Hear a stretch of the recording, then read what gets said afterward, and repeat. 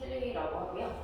그리고 맥스 러닝랩은 어쨌든 저희 이제 연구소에서 직접 처음으로 운영한 유치부인 거고, 그리고 저희가 이제 여기가 비인간 학교 설립을 하고 있는 곳이어서 그 연구시설에서 학교 설립을 목표로 이제 학교의 목표가 그대로 가미되어 있는 그런 이제 유치원으로 앞으로는 이제 초등 중등까지 이제 비인가로 지금 미국에서 학교 설립이 이제 인증받고 있는 상황이고요. 그래서 저희 이제 유치부 친구들은 모두 이제 녹화나 뭐 이런 중 수업들을 계속해서 녹화해서 인증 절차를 계속 밟고, 그러다 보니까 선생님들도 이제 그에 합당한 선생님들이 계시기 때문에 저희 현재 이제 원어민 선생님들은 우선 서울의 연구소에서 이제 직접 석사까지 다 언어학으로 전공하신 분들이 내려오셔가지고 진행을 하시는 그런 상황이라, 현지에 있는 선생님들은 우선 저희 케어해주시는 선생님들 이외에는 모두 이제 저희 대치이동 연구소 선생님들이라고 하시면 되고 생각하시면 되고, 이미 거기서 한 2, 3년 정도 일을 하신 분들이 이제 여기서 오셔가지고 지금 하는 거랑, 이번 선생님도 이제 저희 학원 이제 서초에서 이제 하시던 분이 이제 하시고 계시는데, 저희가 지금 이 맥스 러닝 저희 학원 자체 그 저분은, 저는 사실 의대 입시 쪽만 하는 이제 의대 입시 관련된 것만 이제 대치에서 이제 한 16년 됐고, 그다음에 이제 뭐 대형 학원 어메리카에서 잘 아실 법한 대치동에 이제 대형 학원들에서 이제 일타로 한 20년 정도 일을 했고요. 그리고 이제 서초동에서 유치부 F부터 해서 초등까지 해서는 지금 7년차 이제 진행을 하고 있는 상태라, 우선 저희의 그 기본적인 목표는 영재성 발현이고요. 그 다음에 두 번째는 쓸데없는 교육으로 아이를 지치게 하지 말자가 두 번째 목표고요. 그러다 보니까 저희의 그 주된 어떤 논점이 뭐냐면, 아이가 과하게 이렇게 프레셔를 받아가면서 자기의 능력을 놓치는 그런 개념들보다는 정확하게는 아이의 능력을 정확하게 파악하고 그 부족한 부분들을 어떻게 채울지에 대한 역량 발현에 이제 집중을 하고 있다고 생각하시면 될 것 같아요. 그래서 우선 이제 저는 사실은 크게 되게 교육적 목표를 가지고 이 일을 연구소를 이제 설립하고서 개발을 하려고 시작했던 게, 우선 첫 번째는 저는 우선 사교육비를 엄청 줄여야 된다고 생각하고 있는 사람이에요. 그러니까 왜냐하면 저는 대치동에서 태어나서 대치동에서 나고 자라면서 계속 지금도 이제 대치동 학원가에서 살고 있고 대치동 학원에서 돈을 벌고 있고, 근데 이제 저는 초등학교 5학년 때 이제 유학을 갔다가 그다음 고등학교 1학년 다시 들어와서 그 강남 8학번에 난리가 났어요. 그때 이제 저는 강남 8학번 학교를 다닌 거예요. 그래서 지금까지 이 경험들을 다 하는 끝에 제가 항상 고3들을 매년 맞이하면서, 저는 이제 의대 입시 논술을 하거든요. 근데 이제 마지막에 하면서 항상 느끼는 게, 이 과도한 그 교육이 이 아이들한테 미치는 영향에 대한 그 고민을 되게 많이 했었고, 그 다음에 두 번째는 이 아이들이 상업화에 휘둘리는 부분들을 조금 최소화시켜보고 싶은 마음이 되게 컸어요. 그래서 지금 그 부분들이 좀 많이 가미가 되어 있다고 생각하시면 될 것 같은데, 우선 여기 오셨으니까 아이가 유치부 때, 그러니까 유치부부터 정확하게 이제 제가 이제 좀 말씀드리고 싶은 건 만 3세부터 만 10세까지는 우리가 두뇌가 굉장히 크게 성장이 되고, 그 다음에 아이의 그 시각, 그러니까 세상을 바라보고 만물을 바라보는 시각 자체가 형성이 된다고 얘기를 해요. 그렇기 때문에 그때 학업적인 태도라든지 그 다음에 내가 이제 이해하고 있는 어떤 상황들이 정확하게 앞으로 만 11세가 넘어갔을 때부터 사용하는 어떤 도구를 장착하는 시기라고 보여지거든요. 그렇기 때문에 만 3세부터 만 10세까지 우리는 어떠한 포커스에 맞춰서 이 아이를 키워야 되는지가 되게 중요한 부분이에요. 그런데 이 상황에서 우리가 좀 놓치고 있는 부분들이 뭐냐면, 첫 번째로는 이 아이가 되게 똑똑하게 하기 위한 방법이 두 가지가 있어요. 한 가지 방법을 아이가 똑똑하게 느껴지는 그 두 가지 방법이 있는데, 하나는 양적인 것을 많이 노출해서 이 아이가 그 말들이라도 다 표현할 수 있게 만드는 거. 그게 어떻게 보면 되게 똑똑하게 보이는 하나의 질이고, 두 번째는 스며들게 해가지고 많이 경험해서 본 게 많아가지고 머릿속에 섀도잉, 그림자 효과처럼 뭐가 많이 들어가 있기 때문에 나중에 그 부분들을 발현하기 쉬운 그런 방법이 있죠. 그런데 후자의 방법은 뭔가 되게 애매모호하고 뭔가 남는 것들이 없어 보이니까 첫째 시작하기가 좀 힘들고요. 전자의 경우는요, 막상 한다가 보면 아이가 소위 말해서 뻥나요. 그러니까 지쳐요. 그리고 이 아이가 어느 정도까지 흡수가 돼서 어떻게 활용하고 있는지조차 판단하기가 되게 힘드신 부분들이 있거든요. 그렇기 때문에 이 두 가지 때문에 양 갈래에서 이제 어머니들끼리 유행하는 뭐 이제 학습식이냐, 놀이식이냐 이런 것들이 나오기 시작하는 거예요. 그런데 제가 놀이식과 학습식에 대한 정의를 정확하게 해보자면 이 아이들은 우리가 가장 쉽게 말할 수 있는 놀이를 통해서 배우게 되어 있는 거잖아요. 예, 그런데 그냥 놀면 안 되거든요. 네, 그냥 놀면 안 돼요. 그냥 놀면 안 되고 정확한 어떤 취지와 목적이 있어야지 되는 거고요.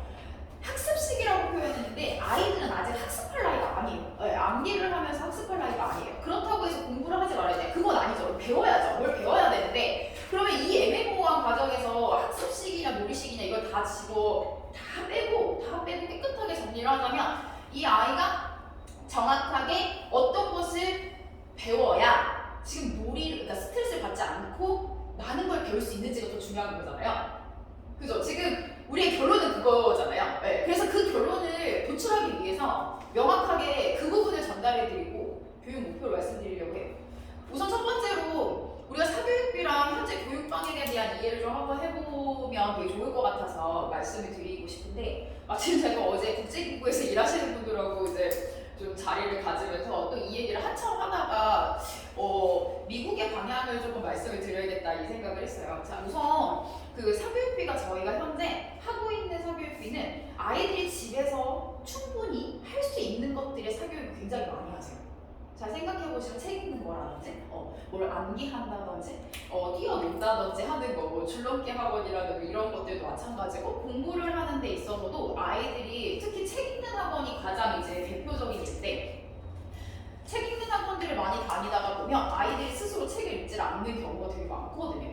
그 이유가 학원에서 책을 읽다가 보면 그 목표치를 정확하게 요거까지 읽고 그거에 대한 답을 해, 이것까지 읽고 답을 해 이러다 보니까 아이들은 그 다음까지 넘어가서 그 다음 이야기가 궁금할 수 있거든요. 근데 그거 그냥 중간에 또 잘라버리는 경우가 있을 수도 있고 또는 다른 경험치들을 많이 줘도 되는데 굳이 선생님이 딱 정해줘가지고 이제 그것만 읽어야 되는 상황이 되거나 아이들이 그래서 좀 뭐라 그러지? 스스로 책을 읽거나 스스로 지식을 습득하는 데 있어서 조금 힘들게 되는 그런 경우들도 생기고 결론은 사교육비를 쓰는 방향에서 이제 우리가 어디에 이제 포커스를 맞춰야 되냐 그러면 지금 미국의 방향하고 약간 비슷해져야 된다고 생각해요. 지금 현재 미국은 어떤 곳에다가 사교육비를 쓰냐면요. 미국은 다 가면 사교육 안 할 것 같지만 진짜 과외 진짜 많이 하거든요.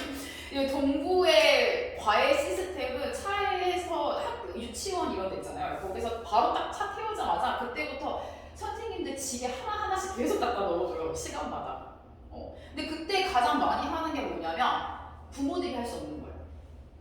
그러니까 부모가 할 수 없는 거에 무슨 돈을 들여요. 그러니까 내가 되게 잘했던 거죠. 원래 내가 잘했던 거. 그건 안 해요, 부모가. 근데 내가 극명하게 못한 거. 예를 들면 내가 너무 못 가요. 그래서 내가 막 과학이랑 수학 이런 쪽에는 아예 머리가 없는 거예요. 그러면 내가 문과적인 재질이 있었고 내가 원래 되게 잘했던 것도 있잖아요. 그거에는 아무도 안 보내요. 일부러. 그리고서는 내가 아예 못했던 거 있잖아요. 거기에만 딱 돈을 드리고 내가 잘했던 거는 애들끼리 묶어. 아니면 내 자식을 잘하는 것만 같이 키워보는 거예요. 그게 되게 좋은 방법이거든요.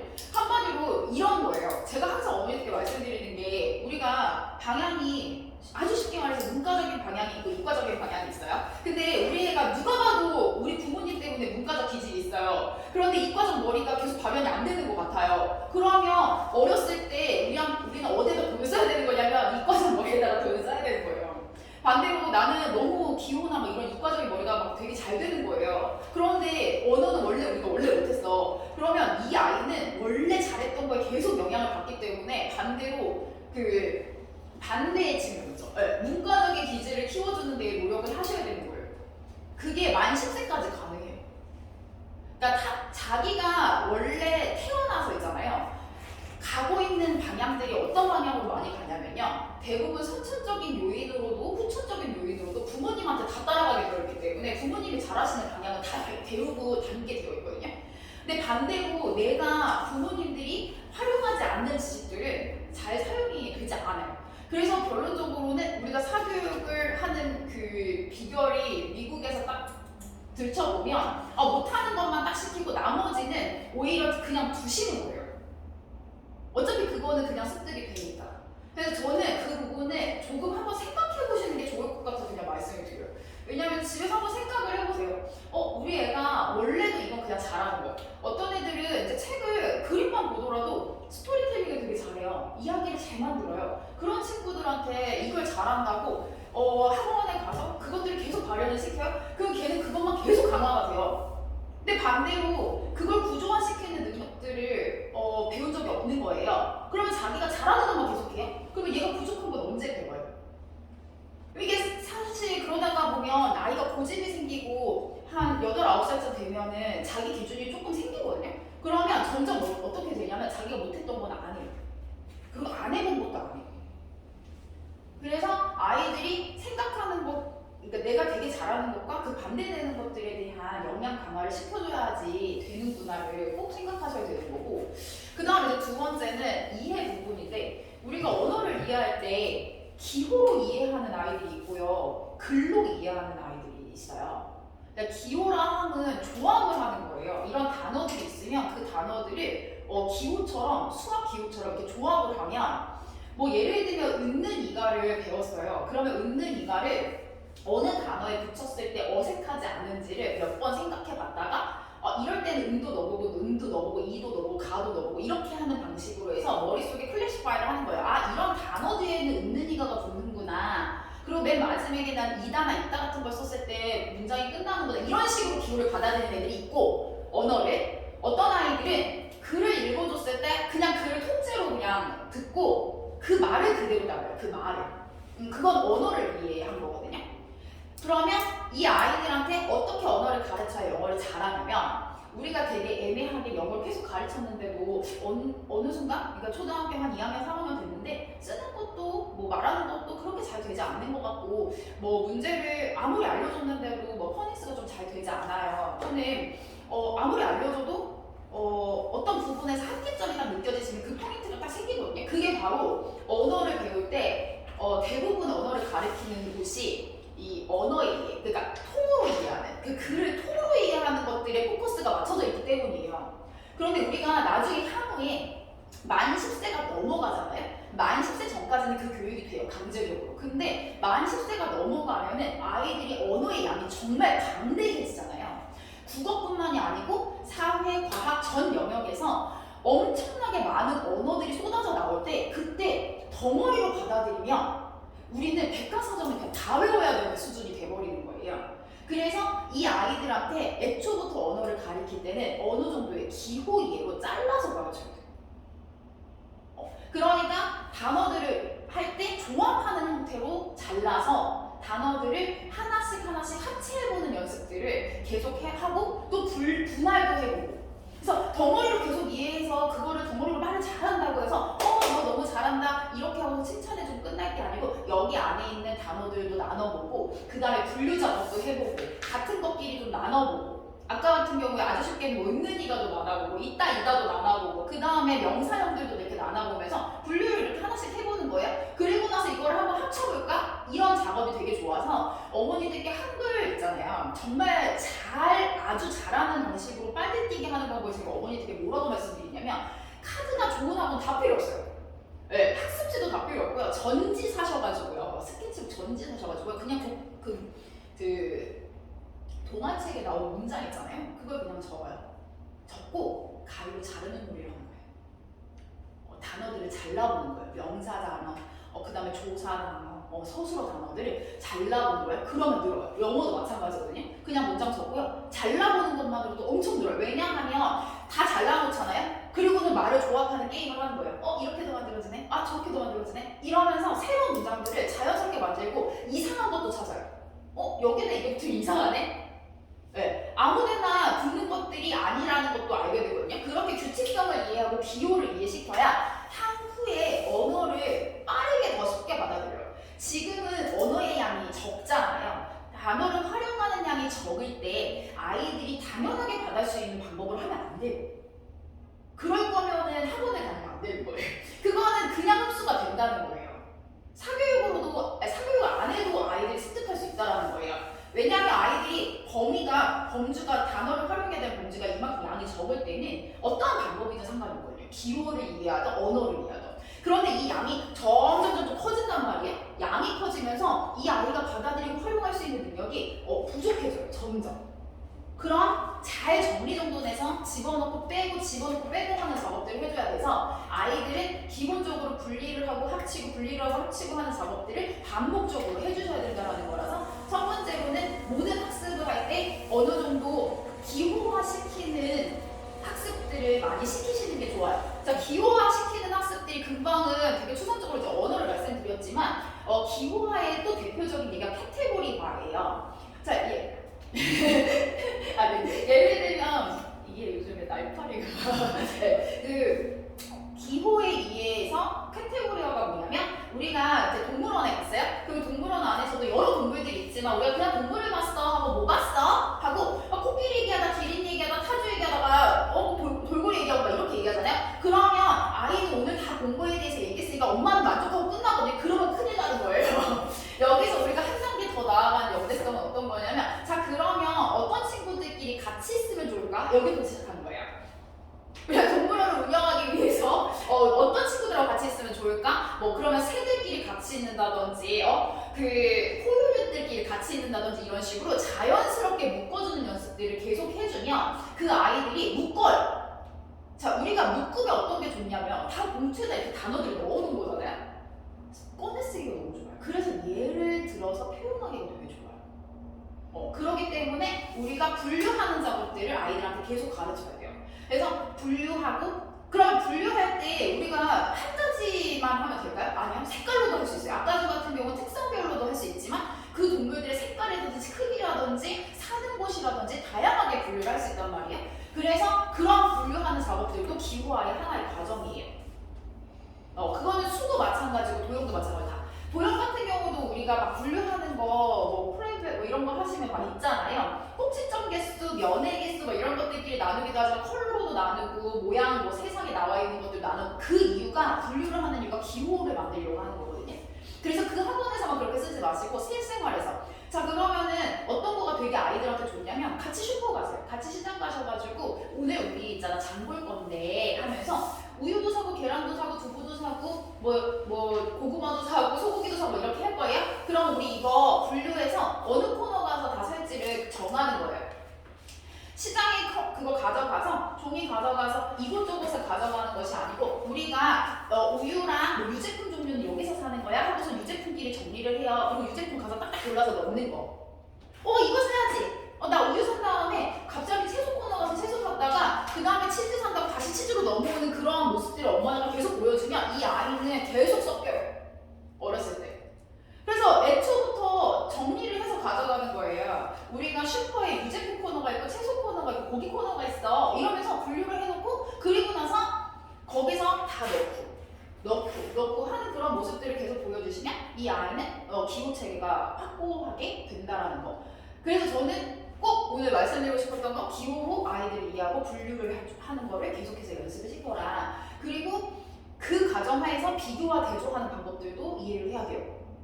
세상에 비교와 대조를 잘 모르는 경우 아이들이 거부감이 되게 많아지거든요. 그런데 세상에는 공통점과 차이점들이 있다는 걸 많이 배워야 돼요, 아이들이. 그래야 극명하게 극단적인 사고들을 잘 안 하거든요. 그러면 거부를 안 해요. 아이들이 뭐 되게 어떤 건 되게 잘하는데 어떤 거는 싫어 나 안 할 거야 뭐 하면서 좀 거부하는 친구들이 있어요. 그런 친구들이 어떤 친구들이냐면 분류 기준이 하나여가지고 그래서 두려운 거거든요. 다른 경험들을 하기가 두려운 거. 그래서 이 부분들을 어떻게 우리가 해결해 줄 수 있냐 그러면 이제 비교 같은 경우는 어떤 거냐 그러면 범주가 다른 것들이 공통점을 찾는 거고 대조 같은 경우는 하나의 그 범주 안에서 차이점을 찾는 거잖아요. 그래서 공통점과 차이점에 대한 비교 대조의 영역들을 아주 자연스럽게 계속해서 대화를 통해서 그리고 실생활을 통해서 표현해 줄 수 있어요. 그렇게 계속 되면 아이가 연대성이 함양이 돼요. 그래서 그런 부분들도 이제 사실 저희는 그래서 수업할 때도 저희 선생님들한테도 계속해서 교육하는 것들이 항상 무작정 가르치지 말고 분류를 해요. 대분류 안에서 중분류, 소분류를 계속해서 가리켜요. 학습 목표에다가 두고 대분류, 중분류, 소분류를 계속하는 거예요. 그러면 아이들이 분류를 하기 때문에 말을 할 때 쉽고 쓸 때 쉬워요. 축축축 나오니까 그 종류에 관련된 게 쭉쭉쭉 나오니까. 순환계에 대해서 얘기했어요. 그럼 순환계 나오면 순환할 수 있는 것들이 뭐가 있지? 하면서 생각하는 게 동물식물 이런 식으로 나오는 거예요. 그렇게 분류하는 것들을 알려줘야 된다 이런 거고. 자, 그러면 말씀드렸듯이 이제 실생활에서 기호라든지 분류 체계로 우리 아이를 조금 머릿속을 잘 정리정돈하는 상황들로 만들어 놓으면 우리가 AI를 이기려고 노력하면 된다는 거예요. 그냥 우리가 컴퓨터를 이기려고 생각하기만 하면 되게 쉬워져요. 컴퓨터가 제일 잘하는 게 뭐죠? 분류하는 거잖아요. 우리가 어떤 용어만 집어넣으면 쭉 나오잖아요. 그렇게 만들어주는 게 우리 아이의 첫 번째 기초 단계인 거예요. 그러면 머릿속에 짝짝짝 정리된 아이로 잘 키울 수 있도록 몇 가지만 정리해놓으면 이 아이들은 너무 똑똑해서 아이들은 정말 똑똑하거든요. 그렇게 해요. 다. 자기가 그냥 살면서 주변에 있는 것들을 그렇게 정리해요. 자, 그렇게 정리할 수 있도록 가르쳐요. 계속. 그 다음으로 우리가 뭐 해야 되냐면 지식을 확장해야 돼요. 지식을 확장해야 되는데 아는 게 많아져야 돼요. 근데 아는 게 많아지기 위해서 부모님들은 이제 책을 많이 봐주시고 전집을 사시고 체험을 많이 하시고 하시는데 그것도 너무 중요해요. 그런데 우리가 문해력이라고 하는 것들 요즘 난리잖아요. 우리나라 아이들 요즘 문해력 많이 떨어졌고 그 부분들을 어떻게 이제 향상시켜야 되는지에 대한 걱정이 굉장히 많으신데 문해력을 키우기 위해서 책을 많이 사세요. 그래서 계속 읽어줘요. 많은 책이라도 봐라 하는 얘기까지 나와요. 근데 이제 우리가 언어학으로 따졌을 때 가장 정점의 그 문해력은 뭐라고 얘기하냐면요. 긴 의미의 과정을 하나의 단어로 함축해서 정의로 표현하는 과정을 문해력이라고 얘기해요. 어떤 느낌인지 아시겠어요? 자, 우리가 어떤 정의를 내릴 때 길게 얘기를 장황하게 해서 설명하는 사람들이 있어요.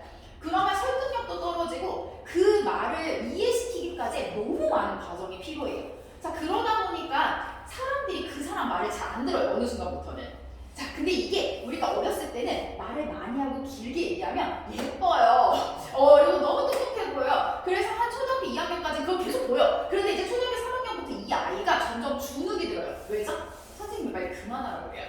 그리고 무슨 말인지 요점부터 얘기해. 하고 싶은 말부터 먼저 해볼래? 자, 그래서 결론이 뭐야? 이게 이제 다그치기 시작하는 단계가 3학년부터 넘어가요. 그럼 이 아이는 어떻게 똑똑한 사람이 되는지를 몰라요.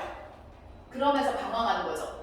그러면 어렸을 때부터 이런 것들 알려주는 거예요. 이런 다양한 의미가 있는데 그 다양한 의미의 정의는 이거야라는 것을 묶어주는 봉투의 역할을 계속 줘야 되는 거예요. 그래, 우리 왜 되게 훌륭하게 말 잘하시는 분들 보면 정의를 딱 내려가지고 머리 탁 들어오게 하시는 분들 있잖아요. 그게 바로 말을 잘하는 사람. 그 잘하는 사람은 말을 단순화시켜요. 정의화시키고요. 그리고 분류를 굉장히 잘하고 이해를 잘 도와요. 그 이유는 많은 의미를 한 단어에 쫙 넣어서 설명할 수 있다는 거예요. 그게 문해력이 좋은 아이예요. 자, 한마디로 얘기할 수 있는 아이는요. 그 안에 있는 의미들을요. 다 갖고 있어요. 그래서 한마디로 할 수 있는 거예요. 그러면 내가 그 정의를 보고 포함되어 있는 글들을 다 읽지 않아도 그 포함된 단어 하나 때문에 주변 상황들까지 다 이해를 하면서 이해력이 확 한꺼번에 오는 그런 상태가 돼서 문해력이 좋은 거예요. 제가 이 현재 교육 방향에 대해서 좀 설명을 드리고 싶은데 이게 이제 정말 핫한 정보인데 저저번 주에 나온 수능의 그 과정의 이야기예요. 자, 저희가 지금 현재 고등학교 2, 3학년의 영어 교과서가요. 렉사일 지수 기준 1020이에요. 최대치가. 그런데 지금까지 수능 과정으로 나와 있는 최대의 범위가요. 1080이었어요. 자, 근데 이번 수능이 이제 앞으로 올해부터 그 물수능으로 바꾼다 이랬는데 물수능 아니면 더 어려워져 원래? 왜 우리 때 2003년 전부터 보시면 교과서 2회 건 나온 적 없거든요. 근데 깊이감이 더해져가지고 네. 그래서 고등과정 안에 중등과정까지 다 포함되어 있었어요. 그래서 다 엉켜있거든요. 사회, 과학, 이야기 다 묶여있거든요. 교과 과정 안에 있었던 건데 어려웠어요. 그게 어려운 아이들이 중3위권 아이들이에요. 그래서 중3위권 아이들한테 어려운 수능이 된 거예요. 자, 그러면 지금 우리가 이 킬러 문항을 없앤다. 저도 킬러 문항 찍기 강사지만 킬러 문항 없앤다. 그러면 수능은 무조건 더 어려워져요. 지금 난리예요. 오히려 깊이 있는 수업, 융합 수업 이거 지금 난리 났거든요. 자, 우리 그러면 여기서 정리를 해야 될 것이 1080까지 나오는 과정에서 이 킬러 문항을 없앤다는 영어의 기준은요. 첫 번째는 단어 수준 낮추겠대요. 네, 고등학교 교과서에 나올 수 있는 단어 수준으로 낮춘다고 얘기했고요. 두 번째는요. 문해력만 올린대요. 그게 1080이에요. 1080까지 올린다는 거예요. 아, 그러면 단어 수준은 낮아도 글을 이해할 수 있는 능력을 더 높게 측정한다는 거라서 결론적으로는 단어랑 상관없이 문해력을 올려야 된다, 이해력을 올려야 된다는 거거든요. 그러면 아이들이 자기가 갖고 있는 단어를 보다 더 많이 확장해서 더 깊이 있는 이해까지 끌고 갈 수 있어야 된다? 그게 바로 지식을 무르익는 시간이 오래 길어져야 된다는 거예요. 자, 우리가 지금 이런 거거든요. 저희 아이들한테 맨날 얘기해요. 이제 고등학교 한 2, 3학년 친구들한테 중학교 1, 2학년 걸 이렇게 주잖아요. 친구 동생들이 막 물어보고 이러잖아요. 그럼 이건 누가 몰라요? 막 빨리 알려줘요. 그런 느낌 아시겠어요? 저희가 고등학교에 올라오면 이제 한 중학교 1학년 정도 그때는 되게 힘들겠지만 지금은 너무 쉽잖아요. 네, 우리 중학생들 초등학교 한 2, 3학년 책 보면 되게 우습잖아요. 그 이유가 뭐냐면 우리가 성장한 것도 이제 많이 봐서요. 그 시간이 흘러오면서 초등학교 2, 3학년 때는 좀 힘들었지만 4학년, 5학년, 6학년, 그 다음에 중학교 1학년, 2학년 올라오면서 그것들을 반복적으로 노출이 된 상황들이 너무나 많아졌고 오래됐기 때문에 무르익는 시간이 많아서 나도 모르게 툭툭 하고서는 무의식에 답이 나올 정도로 정리를 할 수 있었던 거거든요. 그래서 우리가 문해력을 올린다는 과정은 뭐냐면요. 향후에 지금 문해력 올려서 SR 지수, XR을 올리는 거 있잖아요. 그거는 그렇게 큰 의미가 없어요, 사실은. 향후에 우리가 얼만큼 적당한 단어를 가지고 크게까지 확장하면서 이해할 수 있느냐 이거는 지식의 무르익음의 속도가 많아져야 된다는 거예요. 그래서 우리가 어렸을 때는요. 어려움과 쉬운 거에 대한 분간을 잘 못해요. 아기 때는. 이 분간은 언제부터 하냐면 초등학교 1학년이나 7세 정도 때부터 해요.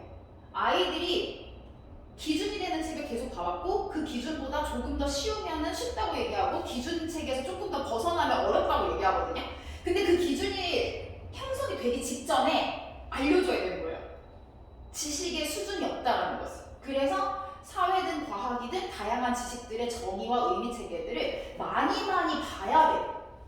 그리고 그거를 정확하게 이해해야 돼요. 예를 들면 만화책에서 그냥 나와가지고 되게 그냥 재밌게 흘려놓은 그림들이나 이런 구성들을 계속 읽으시면 아이는 그 구성들만 이해했다가 갑자기 교과서적으로 명확한 지식이 나왔을 때 거부감이 들거든요. 오히려 어렸을 때 그 거부감이 들지 않을 때 오히려 실제의 모습을 보여줬을 때 훨씬 더 거부감이 덜해요. 그리고 아이들이 불편함도 없고요. 더 흥미로워요. 난 이런 것도 안다. 이러면서 오히려 더 흥미로워하거든요. 그래서 결론은 정확한 정의들이 많이 있는 책들과 교육들을 많이 하시고 그것들이 많이 묻어날 수 있도록 만약에 배우면 뭐 예를 들어 영어로 배워요? 그러면 그거를 한국말로 된 책들을 많이 보여준다든지 그리고 그것들을 관찰할 수 있는 것들을 뭐 박물관이나 이런 데서 다양하게 보여주신다든지 집에서 활동 같은 것들을 많이 하시다든지 이런 식으로 확실히 더 많은 것들을 보여줘서 비슷한 영역들을 머릿속에 의미와 정의가 들어간다면 그것들을 많이 보여줘서 무르익는 시간들을 계속 키워주는 게 되게 중요한 거예요. 왜 우리가 구구단을 예를 들을 수 있어요. 구구단을 처음 외울 때는 되게 힘들게 외워요, 애들이. 그런데 어느 순간부터 그냥 툭툭 튀어나오잖아요. 그게 바로 모든 지식이 그렇게 돼야 되는 거예요. 사실. 그 목표로만 가져가면 어떻게 보면 학습의 방향성은 되게 쉬워지거든요. 그리고 이제 이런 과정 하에서 어머니들이 가장 걱정하시는 게 이제 시험 스트레스거든요. 아이들이 시험을 볼 때 막 이렇게 스트레스. 저는 이제 사실 그것 때문에 제가 올 한 해를 약간 고전을 하게 되는데 아이들이 어머니들은 많이 넣길 바라시고 그래서 여기서는 뭔가 공부를 많이 시킬 것 같아서 오셨는지 이제 오셨다가 그러다가 저는 이 무르익는 시간들에 대한 존중이 필요하다고 생각해서 저는 그 존중의 시간들이 필요하다고 분명히 말씀드렸으나 이제 이만큼씩 이제 책 갖다 주시면 똑같이 해달라 막 이렇게 하는데 이 아이는 그 책만 보고 막 소리를 지르는데 이렇게 하는 아이한테 계속 그렇게 넣을 수는 없는 거죠. 그러면은 저는 그렇게 못하는 거죠. 근데 이 아이는 집에 가서는 아무렇지도 않게 할 수 있는 아이가 또 되어 있는 거죠. 이 중간에서 제가 되게 많이 힘들었거든요. 그래서 이제 저는 스스로 기준을 잡았어요.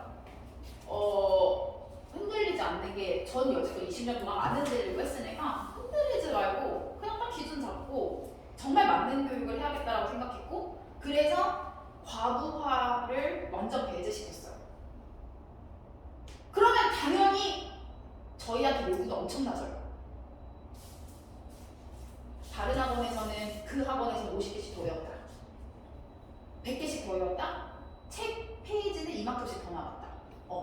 그러면서 계속 갖고 오시는데 저는 그렇게 할 수 없는 거죠. 왜냐면 이 아이는 소리를 지르고 있고 힘들고. 근데 그 아이들이 공통적으로 계속 그렇게 나오면 우리는 아이를 학대할 수 없어요. 그건 정서학대라고 생각해요. 그렇기 때문에 이 아이가 흡수할 수 있는 저는 시간이 필요하다고 말씀을 드리는 거고, 저희는 그 시간을 계속 주려고 하거든요. 저희 학원에서는. 저는 그 시간을 줬기 때문에 지금 이 어찌됐건 그 기조를 맡고, 그러니까 저의 생각을 이해하고 맡기시는 분이 아이들이 그렇게 잘 성장하고 정말 지금 만족도가 정말 높다고 저는 말씀을 드릴 수 있는 게 그 이유 때문이거든요. 그 부모님의 단 두 달, 그러니까 참은 2달, 그 참은 2달 때문에 그 뒤에 영향은 자기가 찾아서도 선택하면서 읽을 수 있고 말할 수 있게 됐다는 거. 그래서 여기서 꼭 말씀을 드리고 싶은 게, 아이들이 눈에서 이만큼 보여줘야지만 똑똑해지는 게 아니고 잘 스며들 수 있는 시간들과 그 다음에 적절한 분류 기준들을 잘 정해주고 잘 들어갈 수 있도록 도와주는 그 작업이 되게 많이 필요한 거고요. 자, 그런 부분에서 우리가 시험에 대한 스트레스 없는 아이로 키우는 게 우리 가장 궁극적 목표이지 않겠어요? 인생은 계속 시험이에요. 수능 끝나고도 입사하고도 회사에 들어가고도 인생을 살면서 우리는 매일매일 시험에 당하잖아요. 저도 오늘 아침에 저희 아들과 시험에 들었어요. 이 방학한 아이와 오늘 하루를 어떻게 잘 보내고 얘기를 하게 될지, 그런 것도 시험이라고 생각해요. 얘 땡깡 부리고 이러고 있는데 이 아이를 어떻게 시킬지, 이런 것들 있잖아요. 그것도 다 시험인데, 우리가 시험에 대한 스트레스가 없으려면 뭘 잘해야 되는지 아세요? 시험 반응도가 빨라야 돼요. 그러니까 시험 반응도가 빠른 건 뭐냐면, 시험지를 보자마자 바로바로 그냥 생각 없이 따다다 문해의 반응으로 체크를 하는 그 지경까지 가는 거죠. 누구나 다 바라는 바예요. 맞아요. 근데 제가 이걸 어제, 엊그저께 이제 고3 아이들 상담해주면서 이 이야기를 했거든요. 문해의 과정을 풀어. 왜 생각해? 생각하지 마. 이렇게 얘기했거든요. 이걸 좀 말씀드려볼게요. 저희가 어렸을 때부터 이 과정을 안 하시잖아요. 그러면 정말 정말 고생하세요. 그래서 지금 딱 요 5번을 말씀드리는 게 사실 여기에 오신 의미일 거예요. 자, 우리는 무언가를 처음 어렸을 때 배워요. 그러면 머릿속에 이미지화를 해요. 그래서 형상화를 시키거든요. 자, 머릿속에서 형상화가 되어 있어요. 그러면 이 형상화는 이해의 과정이에요. 처음으로 본 것을 이해했어요. 자, 그리고 나서는 이 이해가요, 머릿속에서 조금 많이 녹아들고 내가 좀 생각이라는 걸 깊게 하고 많이 활용을 해서 준비가 돼야 밖으로 말로 나온 다음에 손으로 써요. 그게 이제 인간의 그 방향인데, 이제 그 뇌를 쓰는 방향인데, 아가들 같은 경우는 그것들이 쉽기 때문에, 이해 과정이 쉽기 때문에 형상화 하자마자 바로 말을 할 수 있어요. 그런데 이 과정들이 조금씩 어려워질 수 있어요. 이제 책 같은 거 보면 좀 어려워지잖아요. 그러면 형상화하고 밖으로 나오는 거가 속도가 좀 늦어지는데, 그 속도를 이해하지 않고 계속, 예를 들면 이건 돌고래야 했을 때 돌고래라고 얘기하는 그 속도로 어려운 책의 한 페이지를 그렇게 표현하길 바라세요, 부모님들이. 이해의 과정을 안 주고. 자, 그래서 그러니까 저기 표현의 과정을 안 주고. 그래서 이 부분을 우리가 어떻게 생각하셔야 되냐면, 우리가 단어를 알려주는 과정은 형상화하고 바로바로 얘기할 수 있어요. 그런데 문장과 정의, 의미 안에 들어가 있는 정의를 머릿속에 넣었다가 밖으로 표현할 때까지는 시간이 필요하단 말이에요. 그래서 그 시간을 줘서 꼭 표현할 수 있게 도와줘야 되는데, 그때 뭐가 필요하냐면 반복적으로 많이 봐서 암기가 돼야 돼요. 따따따따 암기가 아니고요. 예를 들면 순환계라는 게 뭐야? 순환이 되고 있는 것들이야 하면서 동물이 움직이고 있는 순환의 모습, 몸에 식물이, 물이 이렇게 돌아가는 모습들을 반복적으로 보여주는 거야. 아, 이게 돌아가는 거라서 순환이라고 하는구나 했을 때 머리에 들어갔어요? 순환이 뭐지? 이렇게 돌아가는 거야. 이렇게 말을 할 수 있어요. 동물에서도 움직이고요, 식물에서도 움직여요. 이래서 살아있는 거예요. 그래서 동물하고, 그 생물하고 무생물의 차이점이 나오는 거예요. 이렇게까지 말을 할 수 있는 게 암기가 되는 거예요. 그런데 그 시간이 없잖아요? 그러면 어떻게 되냐면요, 양치기가 되면 어떻게 되냐면, 아기 때 이렇게 돼요. 계속 형상화가 돼요. 이해만 돼요. 계속 들어요? 그럼 이 아이들이 새로 보는 거라서 너무 재밌어요. 그래서 다 이해해요. 받아들여요. 맞아. 알았어. 나 그거 알아. 하면서 머릿속에 새로운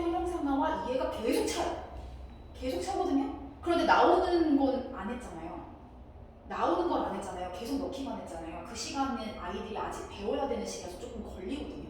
계속 넣잖아요.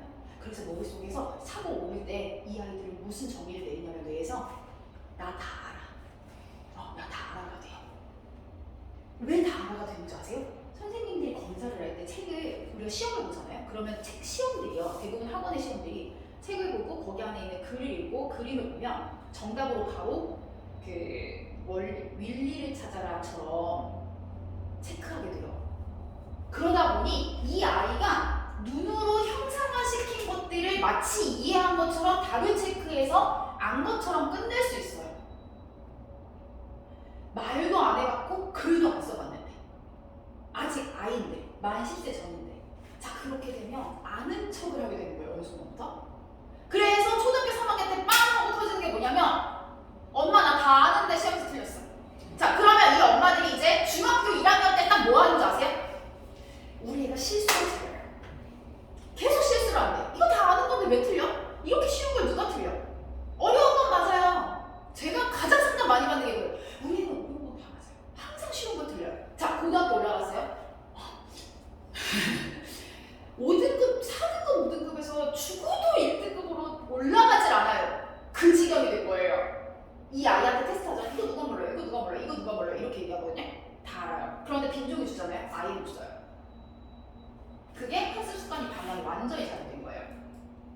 어렸을 때 그래서 학습 방향을 정확하게 설정을 해주셔야 되는데 너가 안 건 말하고 쓸 수 있을 때 알아낸 거야 라고 얘기할 수 있어야 돼서요. 우리가 그거를 대놓고 그렇게 하면 기분 나쁘잖아요. 우리 애가 기분 나쁘니까 우리 애한테 어떻게 해야 되냐면 머릿속에 오늘 형상화한 것들을 배웠을 거예요. 뭐 저 같은 경우 이제 학습 목표를 항상 주라고 하거든요. 선생님 학습 목표를 주면 이 학습 목표에 대해서 오늘 최소한은 엄마한테 그 학습 목표에 대해서 설명할 수 있어야 되는 거 빈종이에요. 그래서 저희가 이제 서머리 노트라는 걸 하는 건데 서머리 노트를 하는 이유가 뭐냐면 학습 목표를 오늘 배웠어. 집에 가서 서머리를 할 수 있어야 되는 거예요. 내가 오늘 배운 내용에 대해서 정리를 하고 한번 생각해보고 머릿속에서 선생님 말했던 걸 최소한 한 개라도 끄집어내가지고 종이에다가 한 단어나 그림으로라도 써놔야, 그려놔야, 그래야 이게 암기까지 돼서 그게 쌓여서 자연스러운 표현으로 넘어가는 거예요. 그러니 우리가 뭘 많이 보여줘서 쉐도잉하는 효과도 되게 중요하지만 그 쉐도잉 다음 단계를 항상 부모님들이 너무 많이 빼주셔서 아까 말씀드렸듯이 중고등학교, 초등학교 고학년부터 고등과정까지 가장 많이 나오는 실수를 하시는 거예요. 그 실수는 저희 때도 있었을 거예요. 저희 옆에 친구들도 똑같은 얘기 했을 거예요. 왜 나 공부했는데 안 되지? 나 다 했어. 나 다 공부했는데 왜 아직 3등급이야? 그런데 그러다가 고등학교 졸업할 때 돼도 아직도 3등급이야. 그래서 그 친구는 뭐라는지 아세요? 계속 노트 정리를 해요. 계속. 네. 왜 학교 다닐 때 노트 정리 정말 좋아하는 친구들 정말 많아요. 계속 노트를 해요. 그리고선 이 노트가 잘못됐는 줄 알고 또 친구 노트까지 내렸어요. 네. 계속 노트를 해요. 그러면 뭐가 늦죠? 계속 형상화만 하죠. 형상화. 네. 암기를 해서 문제를 안 풀었잖아요. 바로 암기 과정이 부족했기 때문에 형상화의 작업이 부족했다. 그 얘기를 말씀드리는 거예요. 그래서 다시 우리 친구들 있잖아요. 정말로 공부 잘하는 친구들이 많아요. 제가 이제 고3 이번에 이제 상담한 친구들을 이번 상담한 친구들을 뭐 어머니들 많이 이제 그래도 대치동 학교들은 유명하니까 뭐 예를 숙명여고, 뭐 휘문고 이런 거 좀 많이 들어보셨을 텐데 뭐 그런 친구들이나 과학고 친구들이 우리가 마지막 고등학교 2학년, 3학년 때 수능을 다 준비 끝내고 고등학교 1학년 때 다 끝내거든요. 고등학교 2, 3학년 때 우리가 뭐 하는지 아세요? 당연히 풀 수 있는 점토책을 외워요. 우리 그래서 아이들끼리 장난치는 게 뭐냐면 야 89페이지에 무슨 문제지? 그래서 그 위에 뭐가 나오지? 이거 맞추면서 놀아요. 자, 그 효과가 뭐냐면 이 아이가 어려운 문제만 푸는 게 되게 좋아 보이죠? 아니에요. 우리의 시험은요 어려운 문제가 예를 들면 30% 나오고 쉬운 문제가 70% 나와요. 그러면 쉬운 문제를 위해서 공부하지 않고요 30%인 어려운 문제를 위해서 공부를 하시는데 이 상황이 어떻게 되냐면요 자, 어려운 문제를 잘 풀려고 보면 시간이 걸려요. 어찌됐건 그래서 어려운 문제부터 풉니다. 그렇게 해서 60점을 받은 애랑 내가 어려운 문제 못 푸는데 쉬운 문제만 풀 수 있어서 빠르게 해서 쉬운 문제만 풀어서 60점인 애랑 똑같아요. 네. 결과가 똑같단 말이에요. 그러면 이 결과가 1등급으로 나오는 애는 어떤 차이가 있냐면요. 쉬운 문제는 많이 숙달되게 외울 정도로 연습을 해서요. 그 속도를 빠르게 줄여요. 그래서 3분 동안 누가로 풀어 하는 문제를 30초 만에 푸는 거예요. 그리고 그 속도 줄인 걸 가지고요. 긴 문제를 풀면서 그 안에 분명히 그 내용이 포함되어 있어요. 그걸 줄여서 어려운 문제 자체를 굉장히 정확도 높게 시간을 끌면서 풀 수 있는 거예요. 그래서 다 풀어서 만져도 되는 거예요. 결론은 쉬운 거는 녹아들듯이 암기식으로 머릿속에 쫙 들어가서 완전히 흡수돼서 어떤 느낌이냐면 하이 헬로우를 안녕 하고선 번역하지 않아도 되게 그렇게 되는 지식이 날로 범주가 늘어날수록 이 아이는 그냥 시험 반응도가 좋은 아이가 되는 거예요. 그래서 불안감이 떨어지는 아이가 되는 거예요. 그러니까 이 아이들이 왜 시험을 불안한지 아세요? 이제 아시겠어요? 나 다 알 것 같은데 안 나와서요. 나 다 알아. 머릿속에 다 그려지고 다 생각나고 말로도 어떻게든 할 수 있을 것 같아. 들리면 다 들었어. 뭔 말인지 이해도 다 갔고 다 알아. 체크도 할 수 있고 찍어낼 수도 있어. 근데 왜 선생님이 말하라고 말이 안 나오지? 왜 정답으로 쓰라고 하면 그게 안 되지? 왜 내 스스로는 그 단어가 말이 안 나올까? 선생님이 얘기했을 땐 아는데 그리고 찾아낼 수 있는데 왜 내 입으로는 안 나오지? 그것 때문에 시험 반응도와 시험에 대한 스트레스가 있는 아이고 큽니다. 그래서 제가 오늘 꼭 정말 꼭 담아가셨으면 하는 거는 형상화한 이해는 안 돼요. 형상화된 이해는 많으면 많을수록 좋지만 그것이 무르익어서 자기 입으로 나오고 쓸 수 있을 것까지의 언어 표현을 알려주셔야지 이 아이가 수학이든 영어든 국어든 과학이든 사회든 어떤 부분을 잘할 수 있는 아이가 돼요. 그러면 나중에는 학원비 안 들여도 지가 알아서 해요. 그런 친구들이 인강의 최고 수혜자들인 거예요. 인강을 듣고 자기가 모르는 것만 쓰면서 공부해가지고 빈 노트를 만들어가는 그런 친구들 되게 많아요. 대치동에 생각보다. 그런 아이로 키우시고 싶으시면 속도감을 조금 인정해 주시고 지금 그 암기의 시간을 줄여주시는 게 좋을 거다. 그걸 꼭 말씀드리고 싶은 거예요. 자, 그래서 우선은 이제 어쨌든 뭐 저희 학원에 대한 소개를 안 할 수 없으니까 이제 좀 말씀을 드리자면 저희의 수업의 목표는 첫 번째로는 지식에 관한 정의를 확대시켜서 의미랑 연결시키는 어휘력 확장의 목표를 좀 두고 있다 보니까 저희는 수업마다 사실 소셜 사이언스 이렇게 랭귀지 아트 이렇게 해갖고 정확하게 과목들이 있고요. 이거는 미국에 있는 뭐 이제 조금 좋은 사립 초등학교에 있는 유치부에서는 다 이렇게 수업을 해요. 그냥 미국 교과서만 하는 건 아니고 이제 소셜 사이언스 이런 것들을 다양하게 하게 되는데 거기 안에서는 가장 중요한 거는 우리가 학습 목표를 주고 그 학습 목표에 해당하는 어휘들을 얼만큼까지 이제 확장할 수 있고 상위 개념과 하위 개념을 잘 엉켜서 설명할 수 있는지까지가 가장 중요한 노하우가 되는데 학습에 그 부분을 그대로 따서 저희도 이제 어휘력을 확장시키는 과정으로 가서 이 아이들이 의미를 다 이해했으면 그 의미를 함축할 수도 있고 표현할 수도 있는 그 방식들로 어휘력 확장에 대한 기준을 좀 많이 두고 있고 두 번째는 언어 규칙성에 대한 구조화를 위해서 책 자체를 구조화가 많이 되어 있는 책들을 쓰고 워크북 자체가 구조화가 많이 되어 있어요. 이 워크북들은 저희가 그냥 일반 학원에서 쓰는 교재들도 아니고 저희가 인으로 만든 교재도 아니에요. 100% 학교에서 선생님들이 쓰는 워크북을 사용을 하고 학교 그 지금 북미 안에서 쓰고 있는 대부분 사립 유치원, 초등학교에서 쓰고 있는 워크북만 쓰고 있기 때문에 100% 공신력이 있다고 말씀드릴 수 있고 그렇기 때문에 저희가 인위적으로 만든 책을 쓰지는 않아요. 왜냐하면 전 이런 질문이 있어요. 초등학교 6학년까지는 좋은 책을 쓰는 게 맞다. 왜냐하면 우리는 굳이 에디슨이 만들어 놓은 전기를 저희가 직접 원리를 체크하면서 실험해가면서 만들어낼 이유가 없어요. 에디슨이 다 만들어 놓은 전기를 가지고 확장을 시켜서 빨리 그보다 더 나은 사람이 돼야 되죠. 그런데 좋은 책은 돌아가지 않도록 되게 오랜 세월 동안 잘 묻어놨어요. 그렇기 때문에 가장 정의, 그리고 우리 영어를 배우는 거잖아요. 그럼 공통 영어로 따져있을 때 우리 미국식 또는 영국식의 가장 기본이 되어 있는 영어의 책으로 가장 나가셔야 되는 거고 그 책을 기준으로 했을 때 언어 규칙성들은 대부분 다 파면이 되어 있기 때문에 그 구조화되어 있는 워크시트를 쓰고 그 다음에 문해력 구축을 하기 위해서 금방 말씀드렸듯이 단어를 강제적으로 이렇게 이해만 하는 학습이 아니고 그것을 확장해서 표현할 수 있는 것들을 많이 원하기 때문에 저희가 배운 것들에 대한 문장 쓰기를 많이 강조하고 글을 많이 쓰게 하는 이유가 바로 그것 때문이에요. 그래서 저희 학원에서 가장 많이 하는 게 뭐야 이러면 사실 글쓰기, 아이들 계속 글쓰기 워크시트를 쓰는 이유가 바로 그것 때문이에요. 금방 말씀드렸듯이 저희가 어떤 식으로 하냐면 이제 수업을 들으면 학습 목표를 배워요. 학습 목표 적어가요. 그러면 집에 가서는 그 써머리 빈 노트에다가 오늘 배운 거에 대한 정리를 한번 꼭 해야 되는 게 이제 중요한 과제이기 때문에 그 써머리 부분들이 바로 그 형상화를 암기로 넘기는 그 작업들로 이제 문해력을 구축하고 그리고 지식 확장을 최대한 많이 하죠. 과학이라든지 사회라든지 이 다양한 지식들을 정확한 지식들을 가르쳐요. 그래서 교과서를 쓰는 거예요. 아예 과학 교과서, 사회 교과서.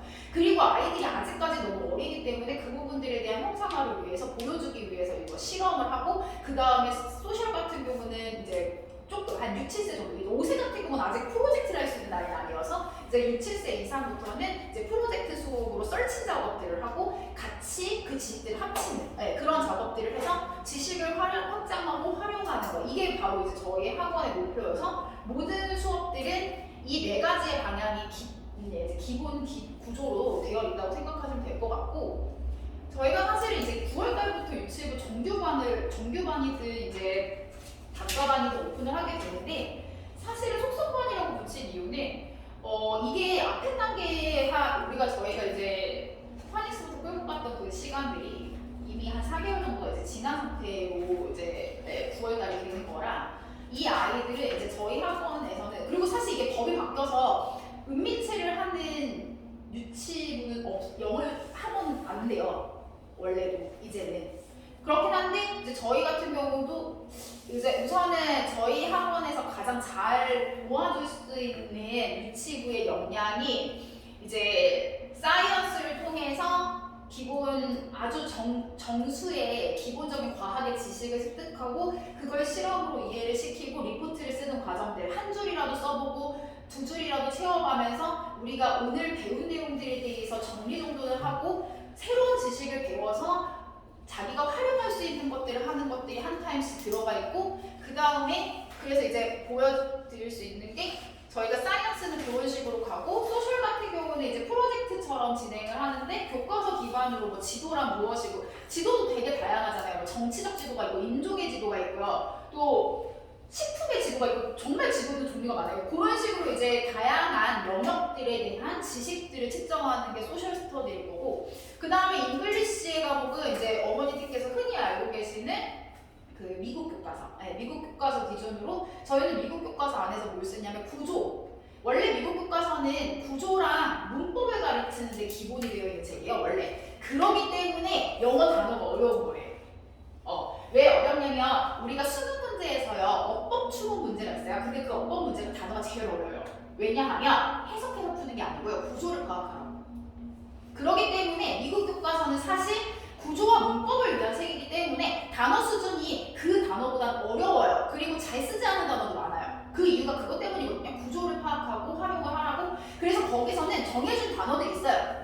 최소 10개에서 20개까지는 꼭 필수 단어로 넣어주고 그 나머지 단어들에 대해서 중요한 게 아니라서 하나하나 라인 바이 라인으로 해석해야 되고 이럴 이유가 없는 책인 게 바로 미국 교과서예요. 그래서 미국 교과서를 가장 잘 쓰시는 방법 첫 번째, 거기 안에 제시되어 있는 구조가 있어요. 글의 구조. 그걸 이해하셔야 되고요. 두 번째, 그 그래머를 알아야 돼요. 그리고 세 번째, 그 안에서 나와 있는 단어 중에서 10개에서 20개 정도 가장 중요하다고 한 단어들을 활용해야 돼요. 그 세 가지가 가장 중요한 책이기 때문에 그걸 기반으로 퍼닉스랑해서 이제 들어가는 거고 추가적으로 퍼닉스 책은 좀 단단하게 하기 위해서 한 책이 더 들어가서 이제 옥스포드 퍼닉스를 하게 되고요. 저희가 이제 그 옥스포드 교환을 가지고 저희 수업이 원래 시작이 돼서 저희가 그 프로그램을 다 받아서 쓰거든요. 그래서 우선은 퍼닉스 자체는 이제 옥스퍼드 퍼닉스를 기반으로 해서 그거에 관련된 교구를 쓰게 되고 수학 수업은 이제 한국 수학 수업으로 들어가시고 북클럽은 이제 렉사이 지수에 해당하는 책들에 관련된 것들이 이제 노출을 시키고 그리고 이제 저희가 3개월에 한 번씩 이제 렉사이 지수를 검사를 해요. 그러니까 렉사이가 렉사이. 근데 그 렉사이 지수 검사를 하면서 저희가 책으로 많이 확장을 하는 거는 기본적으로 논픽션 위주로 많이 해요. 저희가 소셜이랑 사이언스에서 많이 보는 것들을 자연스럽게 자기가 보고 있는 동화책에다가 놀려서 함께 책을 읽어서 그 안에 있는 단어들이나 글들을 활용해서 렉사이 지수가 나올 수 있도록 도와주는 과정이고요. 그래서 이제 이번에부터는 9월부터는 이 북클럽 자체도 그냥 아이들이 재미있는 책이었다가 이제 렉사이 지수 책으로 다 개편돼요. 네. 그리고 아트 크리티컬 띵킹은 미술 수업인 것 같으나 이제 창의 이제 확장. 네, 그래서 그 안에는 뭐 과학적인 지식이 들어있을 수도 있고, 그리고 뭐 사회적인 지식이 들어있을 수도 있고, 저희가 좀 다양한 재료들을 활용해서 아트에 대한 부분들을 이해를 시키고 그 관련되어 있는 글들을 또 쓰는 과정으로 되어 있어서 저희는 기본적으로 이제 글쓰기가 다 들어있는 패턴으로 나오시게 될 거고 이제 리딩 관리가 이 북클럽 다음에 이제 문제까지 풀어가는 과정. 우리가 이제 책을 읽었으면 그 렉사이 지수 관련된 책을 읽었기 때문에 풀 수 있는 문제들과 그다음 리스닝하는 과정이 동시에 들어가는 거. 그래서 이때는 이렇게 들어가서 저희가 이제 1년치 과정이 이제 6개월 과정으로 이제 끝나는 완성으로 이제 들어가 계시는 거고 그리고 이제 단과반 같은 경우는 이렇게 3가지 오픈되는데 8월 달에는 우선 사이언스 실험반 오픈돼서 이건 과학 교과서로 먼저 오픈이 돼서 8월 1일부터 이제 시작이고요.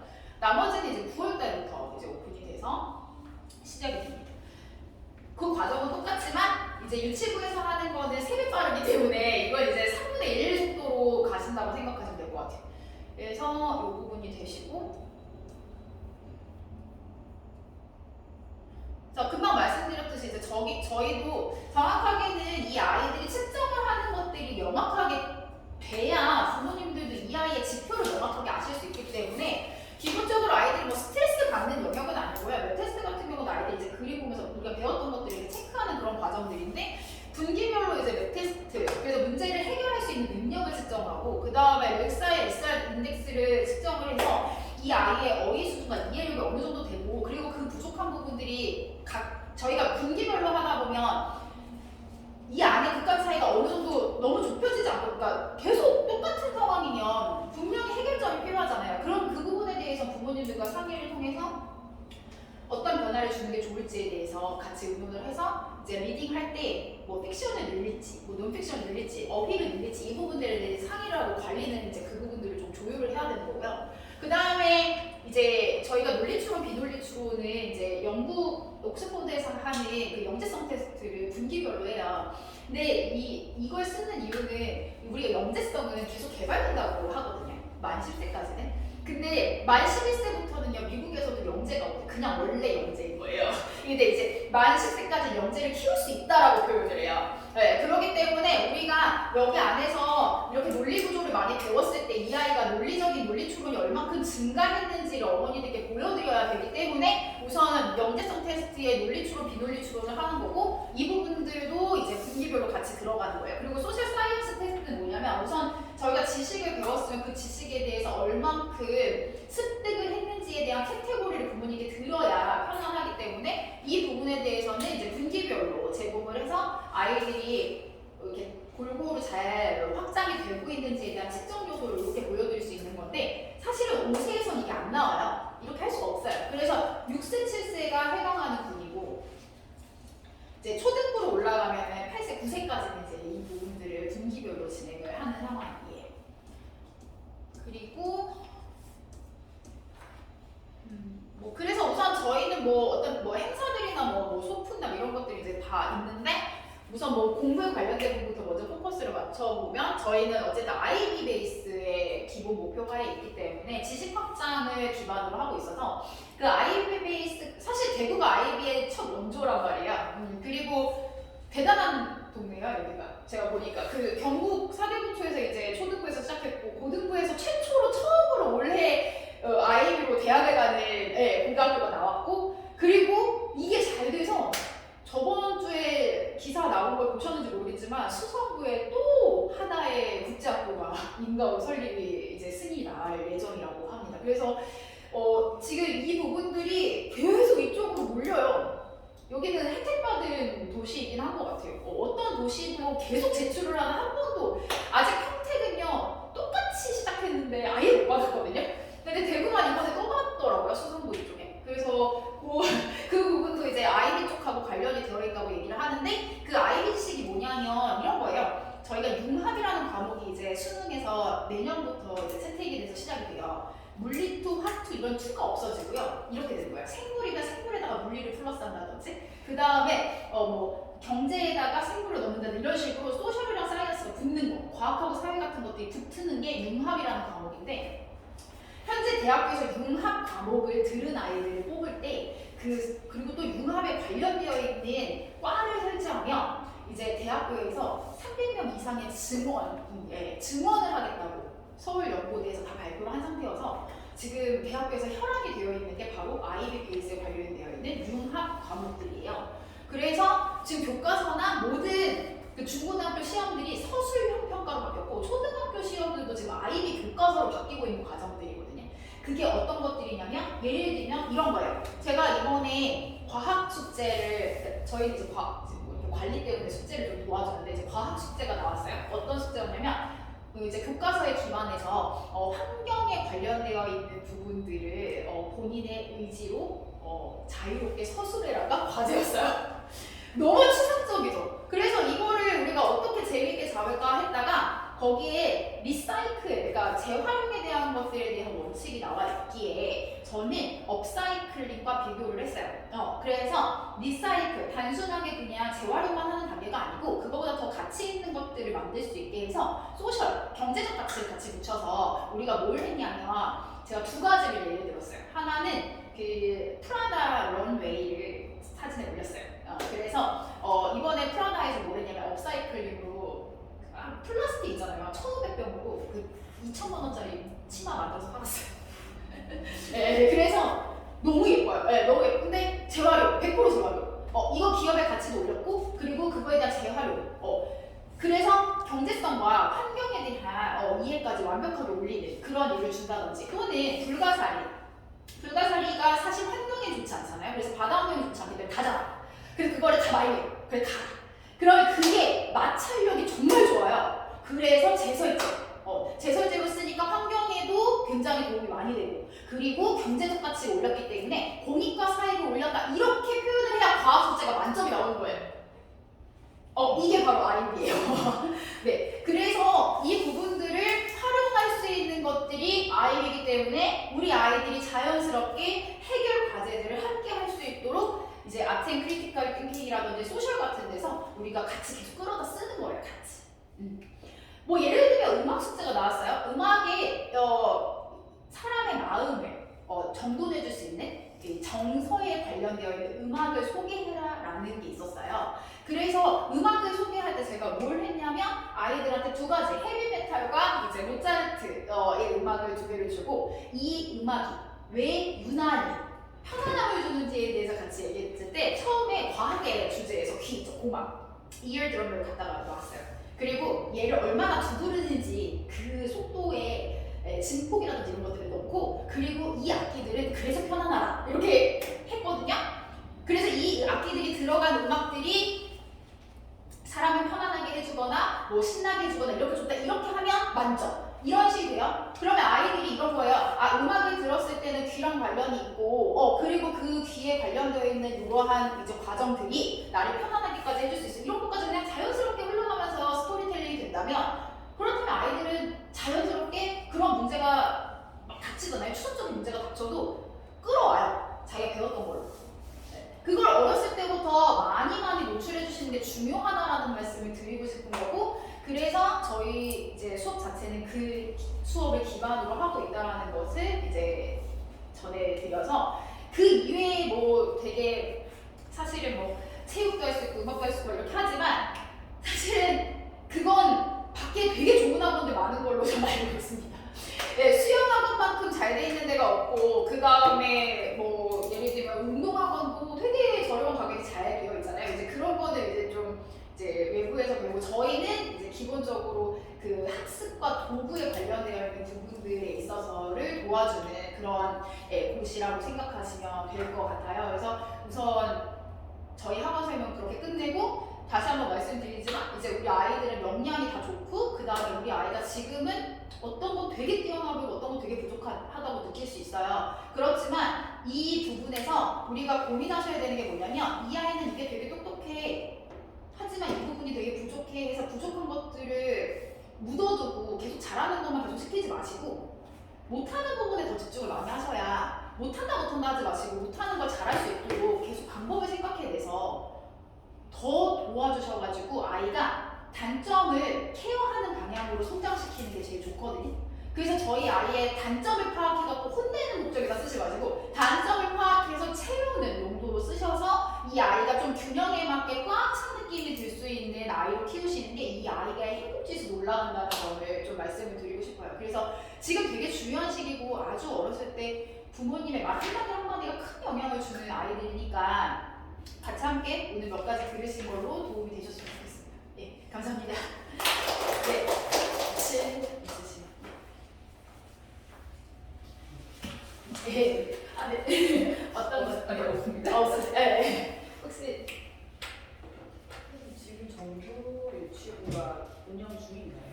지금 저기 유치부 5세반 오픈되어 있고요. 네, 그다음 9월 달에는 이제 다른 학년 이제 오픈을 하려고 노력하고 있습니다. 네. 그러면 10시부터 3시 50분까지고 5세반은 들어가면 그 기준이 있다면 추가. 네, 우선 테스트를 해보고. 네. 네. 우선 아이들과의 그 합의점이 잘 맞는다면 들어가면 네. 그럼 한 반에 몇 명? 저희 최대 10명까지. 과반은 8월에는 사이언스 수업을 먼저 네. 시작하는 거고 9월에는 이거 교과서랑 그 다음에 파닉스 과정들이 추가적으로 오픈이 될 예정이긴 해요. 그 7까지를 다 수강을 해야 되는 거지 뭐. 아니, 하나씩. 중에서 오면 화요일 거라 된다. 네, 그렇게 하셔도 되고. 할수 있는. 네. 그건 선택. 예, 차량 있습니다. 네. 지금은 몇 명? 10명 중에 몇 명 정도? 그거는 이제 아, 네. 네. 우선은 지금은 다 차량을 다 돌아다니고 있어요. 저희가 지금 초등 아이들도 다니고 이러기 때문에 계속 돌아다니면서 하고 있습니다. 그럼 잘 되면 이제 반이 한 명에 여러 개씩 쓸 예정인가요? 네, 우선은 원어민들에 대한 배치의 문제는 없는 상태이기 때문에 네, 그렇기 때문에 오픈만 되면 반이 다 만들어질 생각이에요. 그럼 그 외국인 선생님도 이제 서초에서 파견 오셔서 그 연구소에서 정확하게 연구소에서 비자를 받고 파견을 오시는 거여가지고 네. 그럼 한 반에 선생님은 어떻게? 지금 우선 원어민 한 분, 그다음 한국인 한 분으로 이제 되어 있어요. 네. 한국인도 내가 서울에서 파견이야. 아니 저희가 근데 지금 여기에 구조적으로 보시면 한국인 선생님에 대한 수업의 비중이 거의 없어요. 네, 거의 완전 100% 원어민 선생님이 하시는 건데 옆에서 정말 서버로 도와주시는 과정이기 때문에 지금 현재 이 속성관 기준으로 따졌을 때는 한국인 선생님들 수업은 비중이 수학 빼고는 없는 상태입니다. 대신 이제 도와주는 선생님, 뭐 정말 모든 걸 다 따라갈 수 없을 수 있죠. 아기들이니까. 그래서 그 부분에서 소통이 안 된다든지 그 다음에 도움이 필요한 친구들이 이제 한국인 선생님이 도와주시는 거고 그 이외에 이제 아이가 잘 따라갈 수 있게 옆에서 계속 지켜봐 주시고 이런 거는 이제 해주시는데 지금 현재는 원어민 선생님 수업으로 다 구성이 된다고 생각하시면 될 것 같아요. 이제 수학은 어찌됐건 저희가 기본 능력 이런 것들 때문에 수학은 계속해서 끌고 나갈 개념이라서 여기는 한국 학교를 어쨌든 다니는 친구들이니까 한국 수학을 이제 베이스로 까는 거고요. 나머지는 저희가 원래는 이제 한국어 수업도 같이 했어요. 그런데 지금 이 과정에서는 그 뒤는 어찌됐건 진도에 대한 부분들이 어느 정도 있어서 한국어 수업은 다 빼고 대신 이제 뭐 추천 도서라든지 이런 것들 이제 다 드릴 수 있으나 우선은 원어민 수업으로만 다.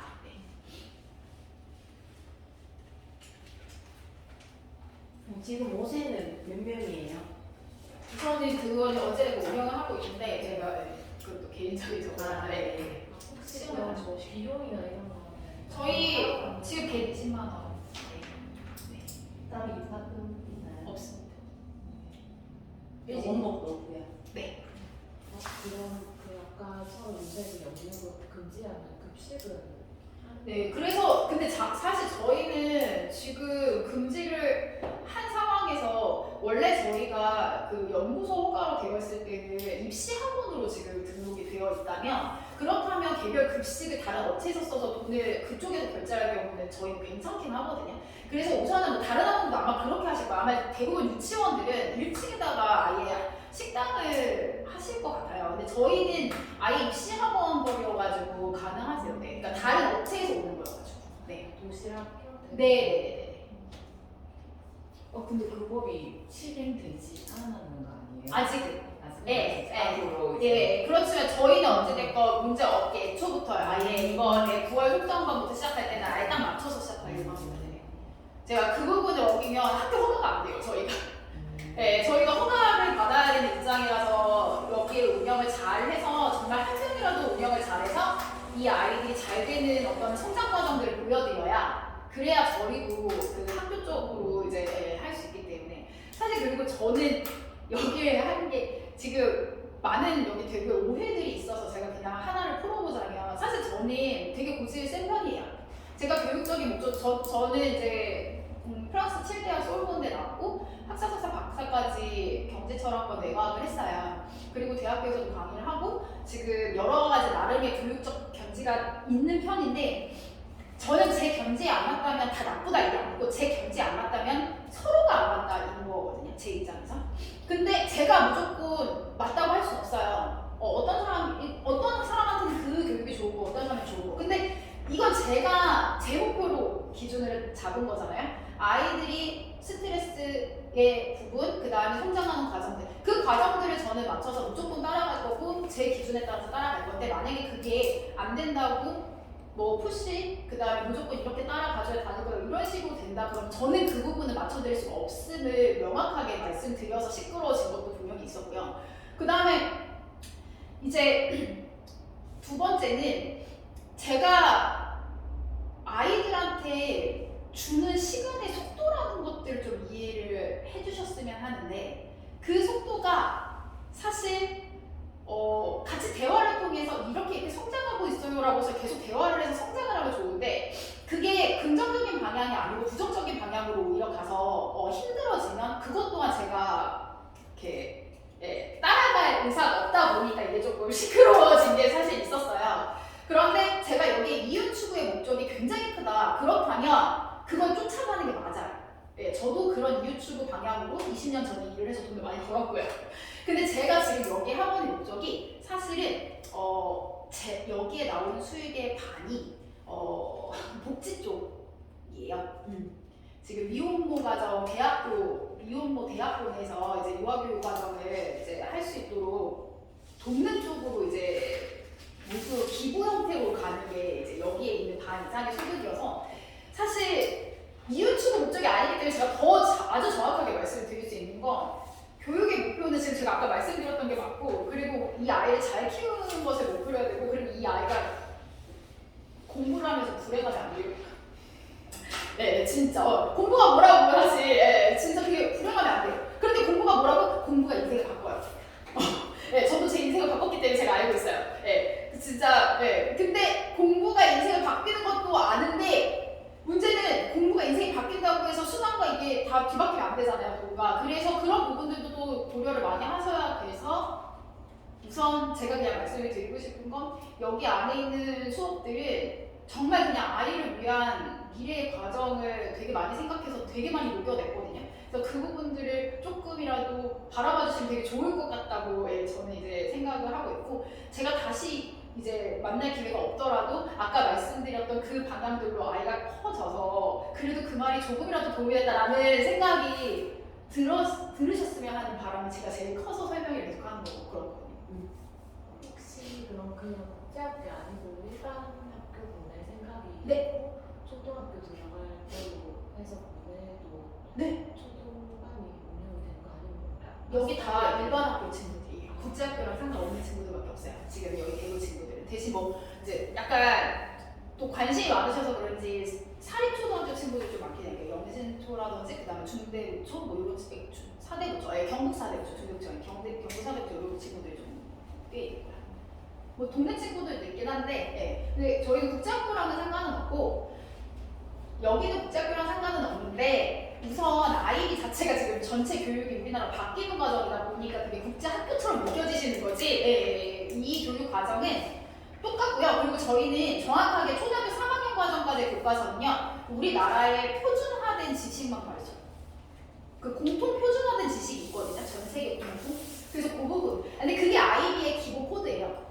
아이비가 왜 생겼냐면 그 어떤 나라를 유럽이 되게 나라가 많잖아요. 그래서 어떤 나라 가고 이 자식들을 데리고 가고 일을 하면서 자식이 똑같은 교과서 가르치는 게 목표.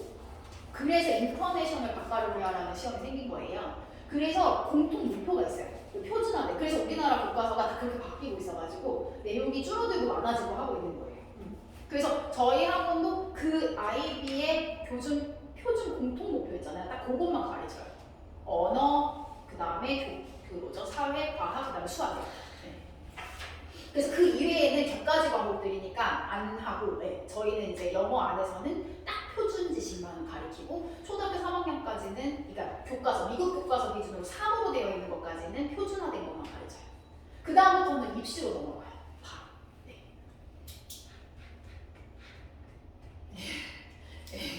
궁금하신 거 있으시면 아이비를 찾아보세요. 그럼 거기 안에 우리 아이를 뭐 배워야 되는지 주제가 다 나와 계세요. 네. 그래서 그것들 찾아보시면 나중에 도움 많이 되실 거예요. 네. 네, 감사합니다.